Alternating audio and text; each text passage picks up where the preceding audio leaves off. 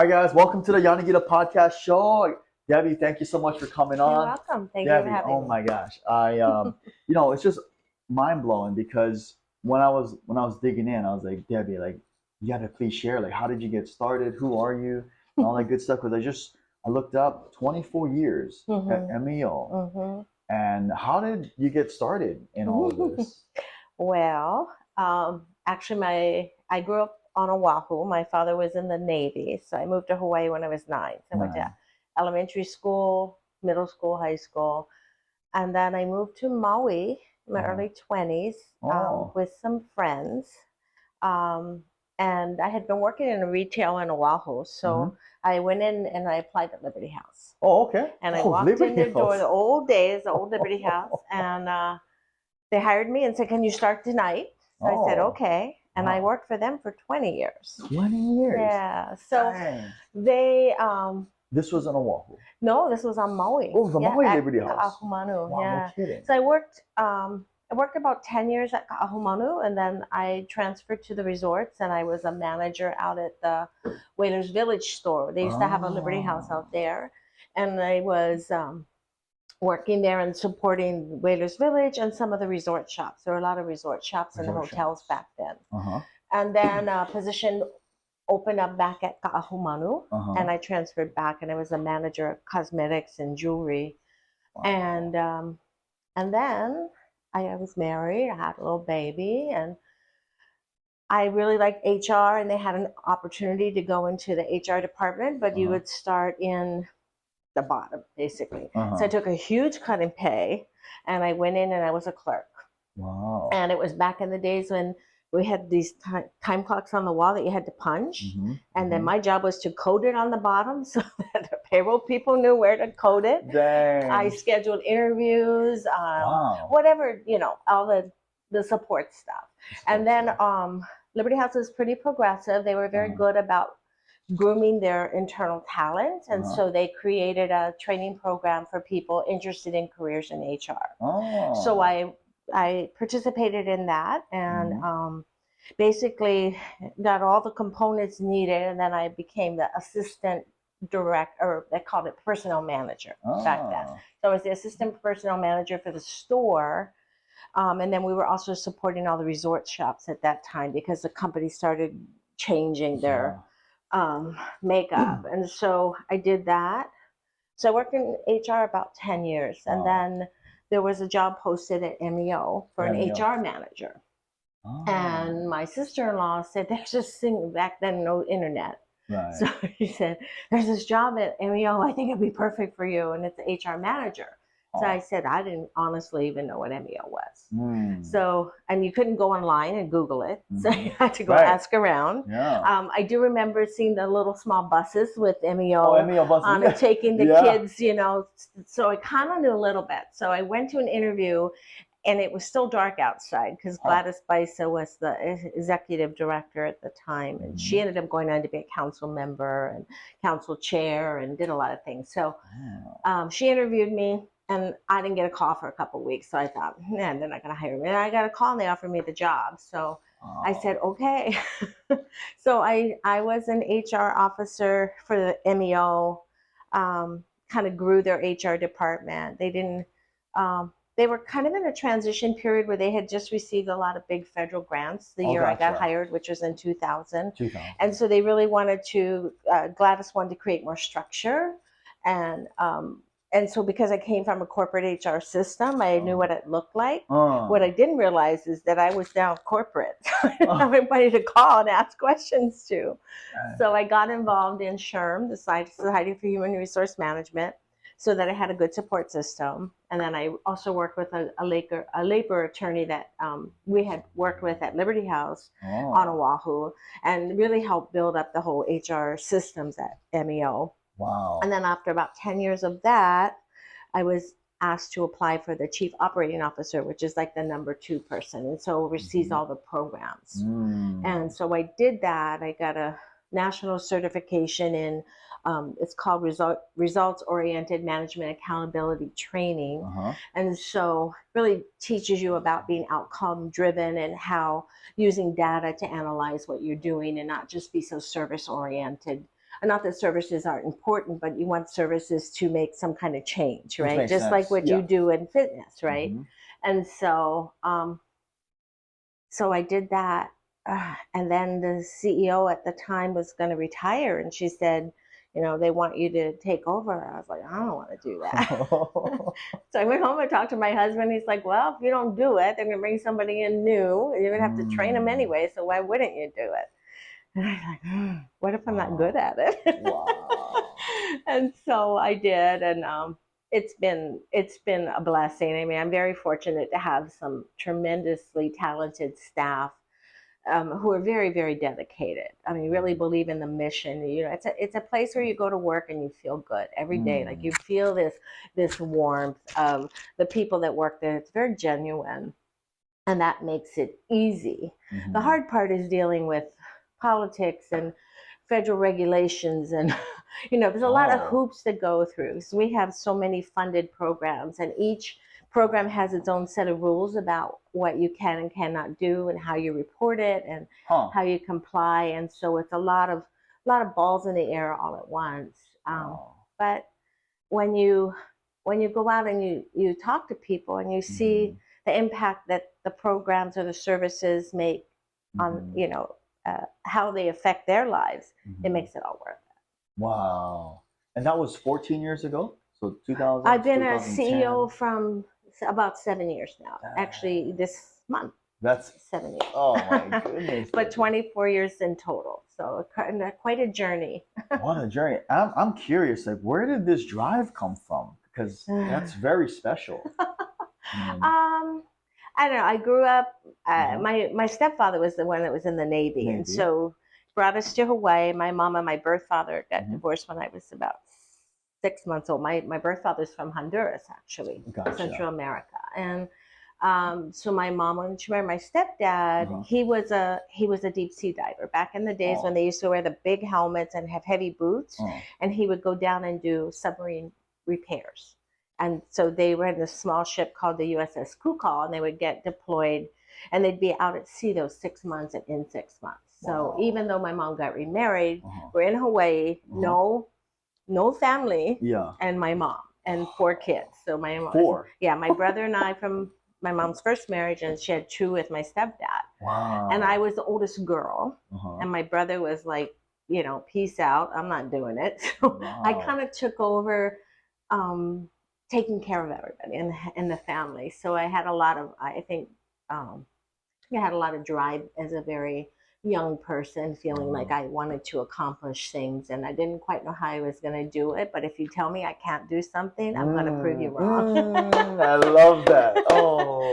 So I'm secret. Yeah. So I think that was where the drive came from, just being the one that my mom depended on. And then she and my stepdad ended up getting divorced when I was a freshman in high school.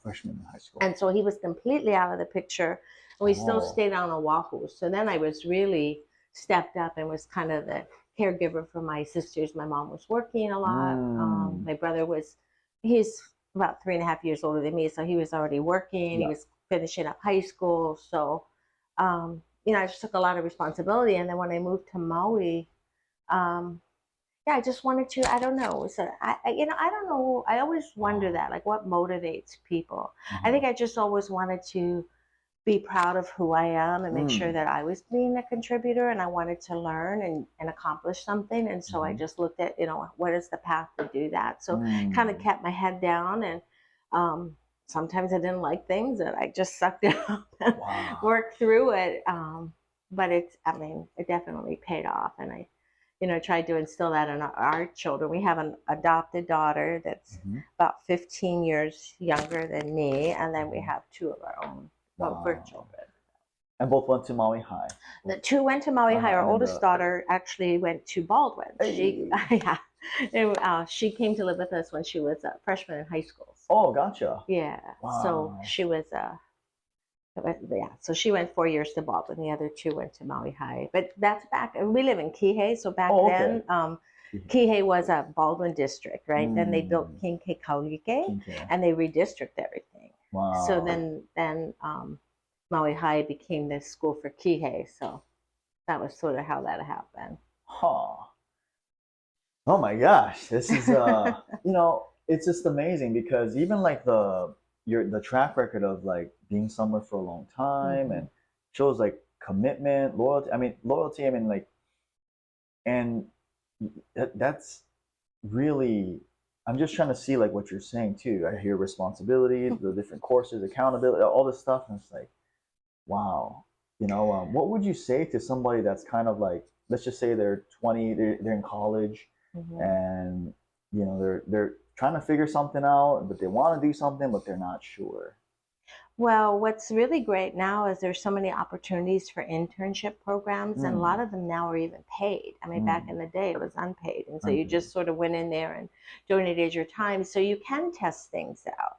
Mm-hmm. And I think, I mean, I worked for two companies pretty much my whole life. I worked a very short time before I moved to Maui for a retailer on Oahu, but I think I worked for companies where there was opportunity to grow. And Mm, they also looked at not just education, but they looked at ability and skill and, what your work performance and all of that. So they provided these opportunities for career paths, because I don't know if I would have stayed if I was just that one thing. But mm, at Liberty House, I was in sales and I was in management and then I was in human resources. So mm. same company, but three kind of different career paths almost. Makes And then sense. same with MEO, HR and then operations and then being the CEO. So, Oh wow. and the companies, both companies gave us the support to do that. They paid Mm, for training, they supported their employees. So mm-hmm. I think as a young person, look for companies that offer you that opportunity. Because a lot of times you get out of college and you have a degree in architecture or Mm-hmm. engineering, and then you don't end up doing that. That's really common. Yeah, I Yeah, hear that a because you lot. don't know. I mean, you have Right. to make these decisions so young, and we change so much as we grow. So if Mm-hmm. you can get into a company that will allow you to utilize your talents in whatever way that takes you, I think that's gold. Bang. That's the gold right there. Bang. Oh my gosh, Eddie. Wow. And speaking of like, gold and goals, like what are some of the goals that MEO has got going on nowadays? Well, one of the biggest things we're working on is to develop 120 affordable rental units out in Wai'ehu, Maui. Oh, no kidding. We were given the property back in 2005 and final purchase in 2000, not purchase, but transfer in 2008. Uh-huh. Stanford Carr Oh. donated that property to MEO for our prison reentry program. Mm-hmm.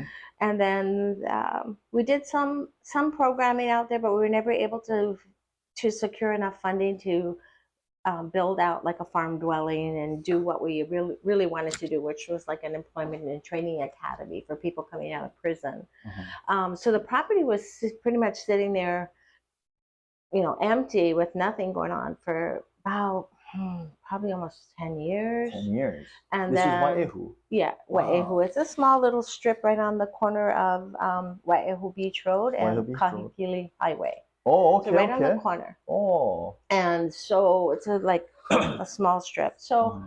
I had some people coming out saying that they had some interest in the property. So we had some issues with that we had to straighten out. We went to court and, we feel like everything's settled. There's still people making claims that it's not settled, but Oh. we don't have any documents saying that it's not. So we're Uh-huh. trying to move forward. It's actually going to go to council on Wednesday Wow. for a district boundary amendment, because originally that was ag land. The Oh. reason that we feel so strongly about this, and I think it's even magnified since the fires, is Mm-hmm. that we need affordable housing. And I this is agree. for low income. Mm-hmm. These are people that are making, I mean, entry level police officers, entry level firemen, entry level nurses. A lot of my staff would qualify, school Mm-hmm. teachers. So it's a working class families. Or Mm-hmm. for a single person, if you're making like 22,000 and some change, you can rent a place for five hundred Oh, fifty no dollars kidding. a month, and that's Oh, inclusive of utilities and everything. And you're not going to dang. get kicked out after 6 months, because if you qualify, Mm-hmm. you have to you have to reapply with your income. Huh. As long as you stay income eligible, you're not going to get evicted. You know, the owner can't come and say, oh, I'm going to raise the rent tomorrow, because it's going to be an affordable housing project. So 130 units, which means over 300, nearly 350 people could benefit from that property. So that's our main focus. And then the other goals is just really sort of stabilizing our core programs, like the youth service program that you're involved with. We've expanded that this last year to Molokai. We want to build that even more. This is all prevention-based programs, you know, prevention of suicide, prevention of underage drinking, bullying, all of those things, creating healthy lifestyles, incorporating that so that they have, you know, healthy alternatives to being involved with things that probably aren't good for them. So that's a focus, is really sort of growing that program. I think there's a lot more opportunity, and there's certainly a lot more need. And then again, maybe also looking at our reintegration program. I think there's a lot of unmet need there.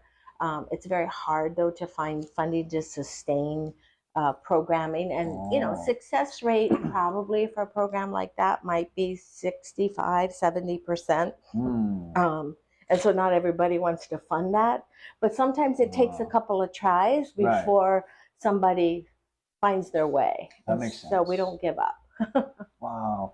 So speaking of funding, it's private and grant funding. Yeah, so federal, for that program, state, and for all of our programs. Yeah, so about 67% of our budget comes from county, and then the rest of it comes from federal and state and private foundations. So our budget maybe averages about 20 million a year, depending on what programs we're doing. We might run about 60 plus grants at any given time. So some are tiny, small, you know, maybe a couple, maybe, you know, 4,000, 3,000. And then we've got, you know, huge contracts over 5 million, right? And then with the fires, we've been really busy trying to help people that were directly impacted. So we have some state money, it's actually federal money that went to the state that came to us to help individuals impacted, so we can pay rent, we can help them with car payments, we can pay utility bills, we can help with clothing, school supplies. So it's a pretty broad assistance program, and that's just a one-time, but to try to get people a little bit stable so they can figure out how to rebuild. And then we also have a federal program that went through the state National Dislocated Workers Program. So we're actually hiring people who were dislocated or lost their jobs and placing them at some of these hubs where they're doing this humanitarian work. They're doing all of the distribution and things. So paying people to do the work that they've been doing since, you know, probably the day of the fire, right? These hubs sort of stood up organically. And so now there's funding available to support not only the worker, but also the hubs that are doing the work. Wow. You know, I admire like how you guys navigated through that, and I'm just curious, like, because COVID was another difficult time. Like, how did you guys navigate through COVID era? Because I can't imagine, like. Yeah, that was another. We were, you know, you guys are here. Everything shut down, and we were approached by the county to run what they call the HELP program, Hawaii Emergency La Lima Partnership Program, which we ran back during the 9/11 when there was a bunch of shutdown and the economy was in bad shape. So we replicated that program, and we helped about 12, in addition to who we normally help, about an additional 12,000 families. And we helped them pay rent and pay bills and buy groceries and do all of that. So the county actually approached us, and we shut our offices to the public, but we never took time off. Everybody worked every day, and we worked case files most of the day. We put up a drop box outside our office so people could drop off papers, you know, contactless. We set up outside gazebos so we could meet with people out in open air settings. We put tables in our breezeways. We did masking, did all of that. We did a lot of calling and emailing, so we didn't have to do contact. So it was very different than the help from 9/11 because that was all in person and in paper. Gotcha. And this was all online, and a Online. lot of the clients that we deal with are not online people. So that was a little bit of a challenge. Wow. But we made it through. Our buses were operating, but on a smaller capacity. You know, we blocked off seats so they weren't sitting next to each other. We'd open windows. Drivers had, you know, masks on. We offered hazmat suits if they wanted it. We did a lot of you know, hand washing. And I mean, we were very fortunate. We didn't have any, you know, outbreak in our workforce. So we That's were very, amazing. very lucky. Wow. Very lucky. But it was a lot of work. And then we just thought we were kind of getting back to normal, quote unquote. And then fires happened. So, and I think that everybody feels that way. And then we also do a lot of work with small businesses. So, you know, I see you have a, you know, a Chamber of Commerce certificate of accomplishment. And, you know, MEO has a small business development component, and we help people with loans. We also do grants, but they're right now doing bridge grants for people that were impacted by the fire. So they're giving them grants to help them stabilize their business so they can recover from maybe whatever they lost because of the fire. Wow. You know, like these are the stuff that I think is just so important to hear. And you know, 2020, it's crazy. It's 2024, and you know, going back to like the college kids, because I can only imagine they probably wanted to ask you in person too, like what do you think maybe like 2 to 3 key skills are? Because I heard your history about you know, Liberty House and the sales, marketing, HR, operations, and what are 2 to 3 things you think are really valuable? You have to be flexible. You have to be open. You know, so we're willing to just to try something, to you know, learn something that you don't know and realize you don't know everything probably. And I think the other thing is to be committed to whatever you say you're going to do. And that's one of the biggest challenges I see with a lot of the workforce now. Everybody wants, they don't want to commit. So I don't know what I want to do. I want to be flexible. I want to be able to, and that makes it very hard to, if you want a career, how do you do that if you're always changing? That's a good point. You know, so I there's something to be said about, you know, changing. You see different opportunities, but you also lose that continuity. So maybe if you decide this is where I want to be, then you sit down with that employer and figure out, like, okay, so what is my career pathway going to look like? What can we do? This is what I can do as the employee, but what you, employer, what can you do? And then you work that plan together. I like that.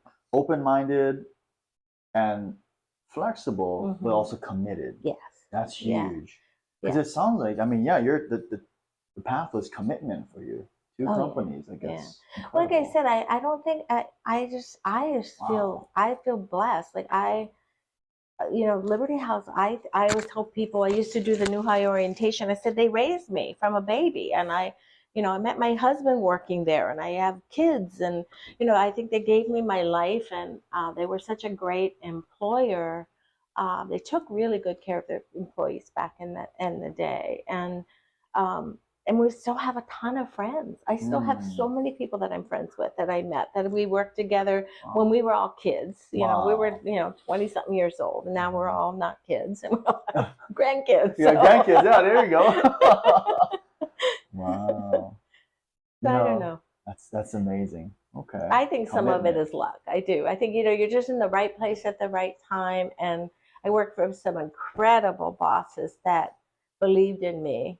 Sometimes even when I didn't believe in myself. That is a gift too. Believe in, what did you say? My bosses believed in me when sometimes when I didn't maybe believe in myself. I doubted myself. And they're like, no, you can do this. I know you've got this, you know. So so now I'm at the sunset of my career. I'm looking at probably a 4-year exit plan, and I'm really trying to support that next generation of leaders so that they feel like they can come in and take over. And dang, that's the story. You know, that's amazing. 4 years, 2028.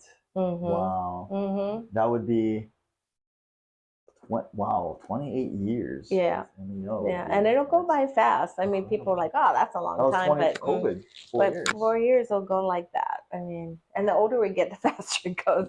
Funny when you're little, right? The days seem everything's Yeah. like, "Oh, hurry up, hurry up," and then you get older and like, "What happened?" Oh, 4 years. But what are some of the stuff you're looking forward to after you know? Because that Oh, I can't imagine. Because I always hear like when people say like that's exciting. 4 years. yeah. Well, my husband is 8 years older than I am, and he's Mm-hmm. semi-retired, and I don't Semi. know. Well, he does some consulting, but Oh, he I kind of see. picks and chooses what he wants to do. He was a land use planner, so he Oh, can work from home and he can pick and choose what he wants. But the good thing is he cooks now, which he never did. oh, there you So I go. come home and have this 2 points for the fabulous husband. meal. Yeah, Hey, yeah. So I think we enjoy cooking together. We love traveling. I think we're going to do a nice. lot more traveling. Right now it's hard because I have so many commitments. So if we go somewhere, it's kind of a short trip. We went to Japan for our very first time in Oh, October, which was phenomenal. I'd which love side to did you go guys go back. to? We Tokyo. stayed out of Tokyo, but we did day Nice. trips and we went with some really good friends of ours, and Oh, it was a, I loved it, and we were gonna go oh, back, and we've been on a couple cruises. We want to go to Europe. I have a lot of family in East Coast East still, a Coast. lot of the Carcamo side, my birth father's side, and even my mom.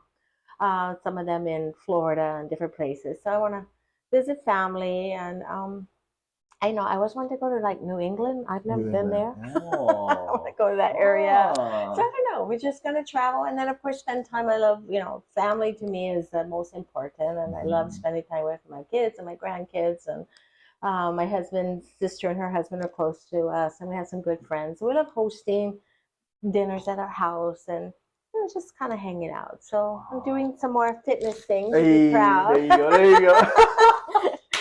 We uh, were so good for a while. We were going to a gym and being dedicated, and then you kind of get off the. So I think we've put more effort into that as well. I like getting up in the morning and walking. We live really close to the beach, so going down and walking at the oh yeah, beach. Kihei, right? Yeah, Yeah, that's yeah. I mean, awesome. it's literally like 5 minute walk from my house. Wow. So walking down, doing the beach thing, just I don't know, just enjoying ourselves, just not really having to worry about what I'm going to do or make a lot of heavy decisions. And I might Right. do some consulting. I love training. That's one of my passions. And I think I got that through my Mm, HR. And I have a mm. national certification, Society for Human Resource Management, senior professional certification. And Oh, um, I'd like to keep that up probably and maybe offer some free consulting for nonprofits, do harassment oh, training, board training, that makes handbook sense. reviews, whatever, just to keep myself busy a little Mm. bit. Yeah. Oh, that's exciting. four Yeah. years, and Yeah. you know, and and I admire when you said about the family, and then you're trying to make everything work, and because what is it like for people who? I mean, I can't imagine either, but like just behind the scenes, like day to day work, like I would imagine there's so many things going on, and thinking about different strategies, happenings. It's not a normal 8 hour and then No. 40 hours. No, you don't turn it Absolutely off. not. No, you No. can't turn it off. Yeah. No, I mean you kind of do lose your own identity a little bit because you become the identity of the organization. So what you Mhm. say and what you do, um, good or bad, can have an impact. So you want to be really careful. So sometimes I love people, but sometimes I love to travel because I don't know anybody. So I don't have to be Mm. on. I can just sort of cruise. And actually, by nature, I'm kind of shy, Oh and I really man. have to force myself to put it out there. And so Oh. it's nice to be somewhere where nobody knows me. And then, of course, I can say hi to people, but I don't really have to get into a lengthy, conversation. So I Dang. like that. Wow. But it does. I mean, you wake up. I wake up in the middle of the night. I'm like texting myself something, so because I'm at that age where I got to write it down or I forget it while it's here. Wow. Um, yeah, weekends, you check emails, you get calls, but I mean, I have a really terrific husband. We've been married 38 years, and he is Ooh. phenomenal. 38 years. Yeah, he's a great guy. 38 years. What do you think are like a few key things? That's a respect. 38 years. Well, 38 years. we liked each other first. We were Mhm. friends before we. In fact, I think we never. You know, we never. I don't know. I think neither one of us, when we met, thought we would be a couple. Right? We just liked each other, Uh-huh. um, and we're very different. Mhm. That might help. Mhm. Um, and I don't know. I think we were just talking about that the other night. Yeah. Your relationship changes. You know, when you first get married, it's all about the two of you, and you're all starry eyed and in love. Then we had kids, and we Uh-huh. both really wanted kids. So our focus was we were helicopter parents, big time. Like our kids, everything they were in, we were there. Mhm. My husband coached everything my son Oh, played wow. in, and he coached my daughter in soccer. We Wow. were, you know, team parents and Oh. PTA and whatever. So that was a big chunk of it. Mhm. And then it was like, oh, now we're empty nesters. Like they're the youngest one went off to college, and we're like, okay, now what? Wow. So then we started rediscovering each other in a different, kind of more back to that early days when it was just all about us, right? And started thinking about, well, what do we like to do? And so we Oh. laugh a lot. We both have, I think, a tremendous amount of respect for each other. Like I think he's the best human I've ever met. He Wow. is just a good person, and he's very solid. You know, you can ask him something, he's objective, and except I always tell him, well, I think we stayed married because I'm always right, and he agrees. No, all seriousness, That's a joke I normally hear from long married couples. Like, the wife is, you know, and the husband's like, yep, yeah, yep. I just, yeah. yeah, I yes, got dear. you. Yeah.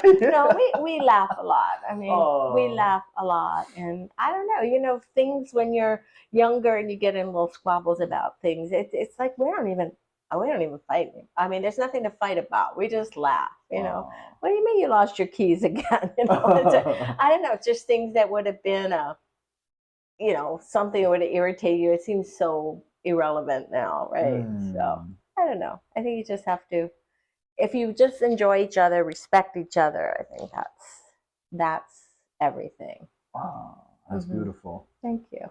Wow, 38 years. Mm-hmm.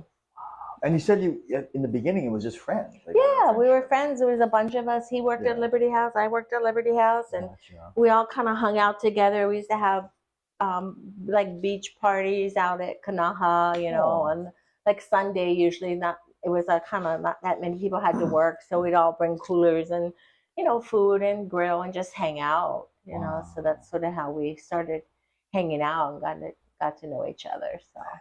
38 years. That's incredible. Yeah. And I love how you shared that it evolved. Yeah. Wow. Oh yeah. Yeah. I think it's like anything. I mean, nothing stays the same. And so it goes back to that being flexible. You just sort of adjust to what it is. And yeah, I don't know. I couldn't imagine not being with him. That'd be so strange, you know. And I think we're lucky. We have great kids. We have good grandkids, and you know, so very blessed. That's just so much. Oh my gosh! You know, like I'm grateful you're here. We're sharing this, and well, I thank you for the opportunity. You're such a nice young man. I was reading your story. You're quite incredible yourself. You know, it's just I mean, I'm just, you know, we're just on the, you know, coming up, but like I really admire, you know, like how you're sharing all of this, and like you can feel what you're saying about the flexible, open-minded commitment, because and even in your life too, like the flexible with things happening, open-minded to things, and then also being committed, you know, to one thing, one person, one, you know, just like wow. Oh, man, I'm gonna remember this. Like this is. Oh, well, thank you. I'm just like taken aback too. I'm like, I'm gonna rewatch this and re-listen to this, and well, we'll do it again in 4 years, and you're like, hey, okay, Debbie's that sounds good. exit. I'm out. What's happening now? Then I'll be smiling the whole time. Yeah, we'll go to Japan. Actually, Japanese is my first language. Oh, nice. So if you ever need a translator, I could have used you when we were there. You know, you use Google Translate, not quite the same. Although it's pretty handy. It's pretty good, yeah. Yeah, and then there was the app that you scroll down and it'll translate the written you know, Oh, like menus and stuff, or outside. really? We're like, what does this mean? Yeah, you just, scan it. this is our friend. He showed us and went down and scanned it, and it'll translate it into English. So we did pretty good. When we rode the train like everywhere, I was so impressed. We only got on the wrong train once. What? And In Tokyo? we That's didn't go impressive. very far when we That's realized impressive. this was not where we're supposed to go. That's impressive in Tokyo. Yeah. Wow. Yeah, I mean, it's a phenomenal place. It's so clean, so organized. People are so respectful. I just loved it. Like I like a systems person. It's a Yeah. very systems Bang, kind bang. of a state. I mean, a country. You know, it's very. You know, you get on the elevator or escalator, you're on the right side, right? Everyone's on one side, and Yeah, and even on trains the are sidewalk, punctual. it tells you like where to walk. It's amazing. Yeah, the rules. The middle has a cat and a family, and Mm-hmm. yeah, we stayed in Ginza, so it was a really good place because it was right by a train hub. So it's really accessible to do a lot of things, and we jam packed. We did so much things. What was the memorable thing that you did? We went to that 27 Ronan, the shrine, Oh, or the shrine. the temple, yeah, Oh. and that was pretty cool because my our friend, his relative is one of the Ronan. So we were able to go and see the tomb and because they have all the headstones with the names and stuff, and then you do the incense and you go around and you know, they have a protocol, right, that you go through. I mean, I thought that was incredible. I love that. And then we did a day trip with a lady that's she lives there, and she you just, you know, sign up, and she took us on the off the beaten path. I don't remember the name of the town, but she took us to this little town where like true, it was, you know, not glitzy or whatever, and you kind of got to see what it looks like if you live there in these little small communities and people riding bikes and little small stores all open, and I just love that. And then one day my husband and I walked, and we found this park right outside of not right on the outside of Ginza. We actually walked. Probably could have taken a train, but we walked. It was probably about a half-hour walk, and it was this beautiful open place with swans and just lots of peaceful sitting. And we went to the emperor's, was a castle, or I don't know what you call it, but the castle. Yeah. We couldn't go in, but you could see from the street. And then there's another whole community that goes across the street, like you walk kind of down, and there was another whole community over there. So I just liked how when you go into different places, it was sort of I mean, there were some commonalities, but there were some distinctive differences. And then I loved all the stores that had all the cooking stuff. I bought knives and brought it home. Yeah, the cookie, yes. There's a whole street that just had cooking things on it. It was amazing. And this was in Ginza? That was outside of Ginza. Yeah. Wow. Yeah, I don't know. Don't ask me exactly where I went, but my friends would know. He's a retired teacher, and he did all the research, and God love him, you know. Perfect. He had a little suggestion. Oh, and we went to this place called Team Lab. Team Lab. That is the coolest thing. It's like an interactive museum. So you go in, and they have all these experiences, but it's all art. So like one wall has all this texture on it, and you walk in another place and you're walking in water, and then they looks like you're walking in all these carp. But it's all images that are that's so cool. It's up to your and then there was another room where you went in, it was all crystals. It was just this like a crystal maze that you walk through, and there was another room you went into, and it was all mirrors. They had all these flowers and everything kind of, and people were just sitting on the floor, and you could just see all. I mean, it's just, I don't know, it was very different. Team I like Lab that. Is called. Yeah, Team Lab. I look it up. Yeah, that was cool. Wow. And then, of course, the food was phenomenal and so inexpensive because of the exchange rate. Yeah. And this was pre-COVID? No, it was just this past October we went. Just like 6 months ago. So we were supposed to go before COVID. We had it planned I had a milestone birthday, and that was what I wanted to do for my birthday, and then we couldn't go because of COVID. So we rescheduled. So we just went in October, and we weren't going to go because the fires just had happened, and I was like, but it's like, we better go because I'm not going to cancel this again. So I was glad we went. It was just 7 days, but it was great.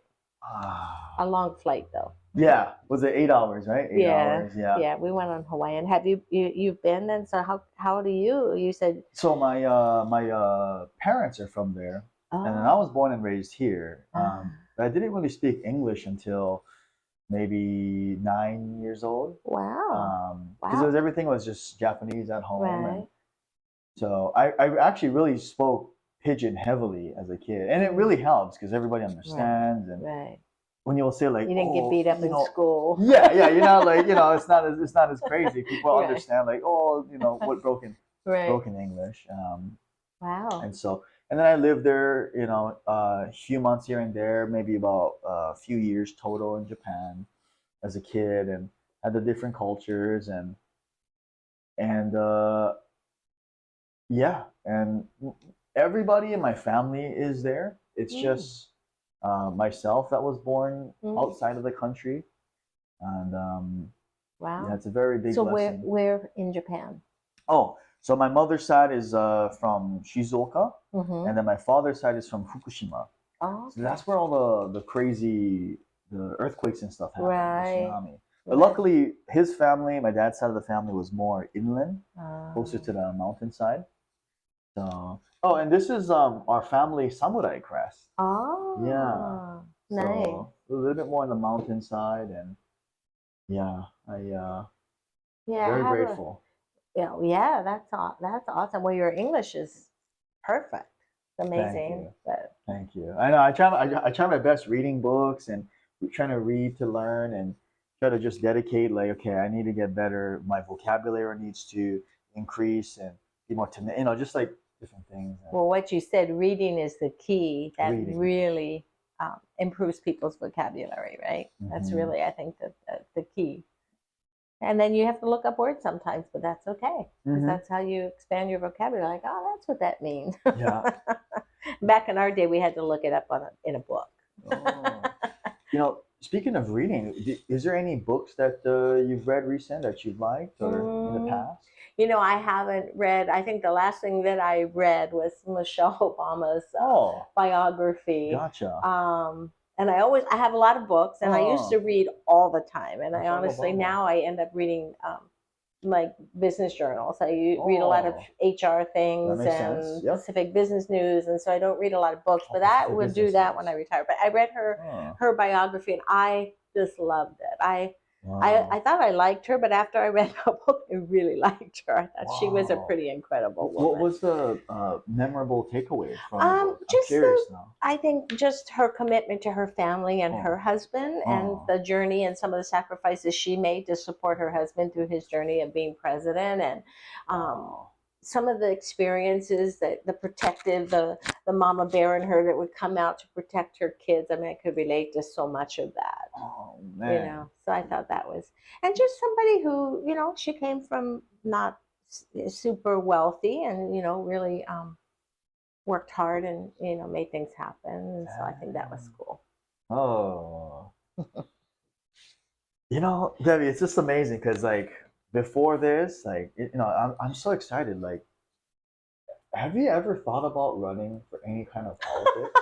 No. Because you're so, to me, you feel really like relatable with people, Mm, thank you. and I was just like, wow, this is because I've interviewed the mayor, both previous and current mayor, a friend Senator Hashimoto, Oh, I love and him. like Yeah. and I get the feeling of like very people oriented, very good, and good That's so conversation funny and because so MEO first CEO was a teacher. She didn't teacher. stay very long. She Uh-huh. was the one that started the agency Oh. in 1965. Uh-huh. And then she hired Joe Suki, and Joe Suki ended up becoming a legislator, Speaker of the Right. House. So he left MEO to go into politics. And then after him was Gladys Baisa. And when she Hmm. left MEO, she went into politics. Right. But no. Oh, And okay, people have okay. asked me that, and I'm like, I'd probably kill myself first. I think it takes a special person with very thick skin, and I Mm. think I would take too many things personal. I think it would hurt me. I'm I can be tough, but I mean, it hurts if somebody personally attacks you and it's not justified. And I think sometimes politicians get a bad rap, and so not for me. But Senator Hashimoto, I think he's amazing, and I think he is a great beacon of hope for our future. And if we can get more young people like him, I think that's what we need. We don't need old people like me. We need young people out there. Maybe you should do it. No. But I think we need young people with ideas and energy. And I'm tired. I don't wanna. I don't wanna. I feel like I don't want to take on any more too. I just want to enjoy my family. I think that's the main thing, and you can't do that if you're a politician. Speaking about never being able to turn it off. Oh man, exactly. Oh man, I can't imagine. Oh, yeah, I mean, God. even I look at people like Alice Lee, right. Council Member Yukile Sugimura. I mean, those ladies, they don't sleep. And then I love having Hajins, a new young person up and coming. That's what I want to see. I want to see the young people taking us forward, and I will support them. I will do things for them behind the scenes, but no politics. Oh man, this is awesome, Debbie. Thank you. I just wanted to say thank you so much. And before we wrap this up, I'm curious. I want to ask two questions. Okay. The first one is, what is something you want to leave behind with the audience that they might be watching for the first time, hearing about you? And this is very good. I mean, we had the professional, the personal, the family. Something I want to leave behind, I think. I don't know. There's a quote I like about, courage is not the fear of absence of fear, but it's the ability to overcome it. And I think that is what I live my life by. There's so many times that tough things, and I told you I'm going to prove you wrong. If you say I can't do something, I'm going to do it. So I think you just have that inner side that you're feeling this inner turmoil sometimes, and you got to work through that, and just step up and move it forward. Wow. One more time. Courage is not the absence of fear. But it's the ability to overcome it. Oh, Debbie. It's true. Awesome. I love that. I don't think I quoted it exactly right, but that's the gist of it. I love that. Yeah. And last question: when you see fighting sickness with fitness, what comes to mind? Oh, that your health is so important. I had leukemia about 9 years ago. I'm in remission, but it's a chronic form of leukemia, so it can come back anytime. And I know that if you keep your health, in check, then it helps you overcome whatever kind of sicknesses you're going to have. So I think that helped, that I was relatively healthy. I didn't have high blood pressure, I didn't have high cholesterol. I was a little skinnier back then, but that's something I work on. So I think when I saw this, I thought that was terrific. And I love that my kids growing up, they were all in sports, so they were very, running and being healthy and exercising or whatever was always a part of growing up. I didn't do that growing up. I was more into drama and chorus and that stuff. I'm bold, but so I think incorporating fitness in your life from very early, then it just becomes part of who you are. So I think that's great. Dang, that's a mic drop, Debbie. Debbie, thank you so much You're for coming welcome. on the podcast. Thank you. Thank you. You're such a great young man. Thank you. Please like, comment, subscribe, and we'll see you guys in the next episode. Lastly, where can they find you? You can visit us on our website at www.meoinc.org, and there's all kinds of information there, or you can call us at 808-249-2990. Dang, that's the episode, guys. Thank you, guys. Mahalo.